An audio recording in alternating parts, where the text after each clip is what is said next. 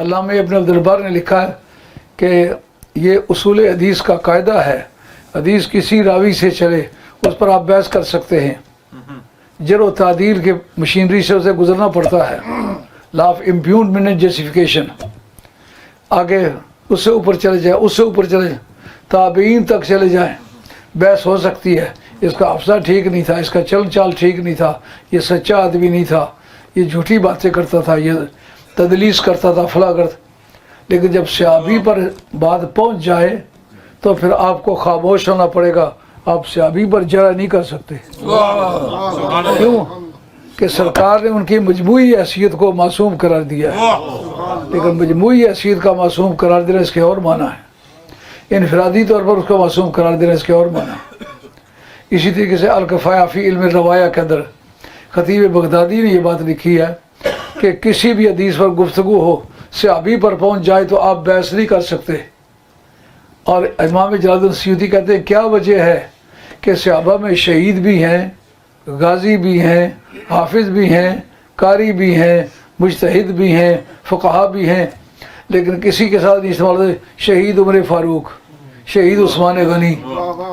یا بڑی سے بڑی ان کی تعلیمی حیثیت علامہ ابو بکر صدیق، علامہ علی مرتضیٰ، یہ لفظ نہیں استعمال ہوتے، کا صرف صحابی استعمال ہوتا ہے۔ اس کی کیا وجہ ہے؟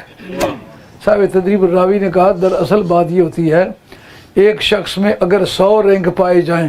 جو سب سے زیادہ سپیریئر ہو وہ استعمال کرتا ہے۔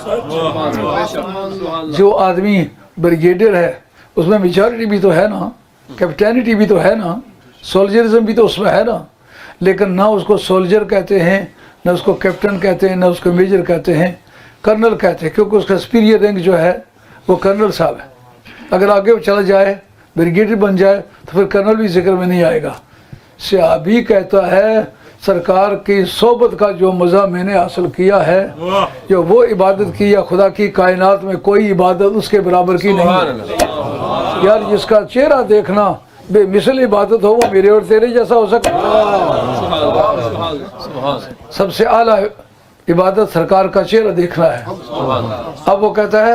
کہ یہ جتنے تم رینک میں بنا رہے ہو نا یہ میرے ناخنوں میں سماتے ہیں، مجھے وہ مرتبہ حاصل ہے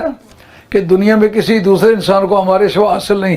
جنہیں دیدار کا مزہ لیا ہے، کلمہ پڑھا ہے، اسی پر موت قبول کر لی ہے، وہ باقی سب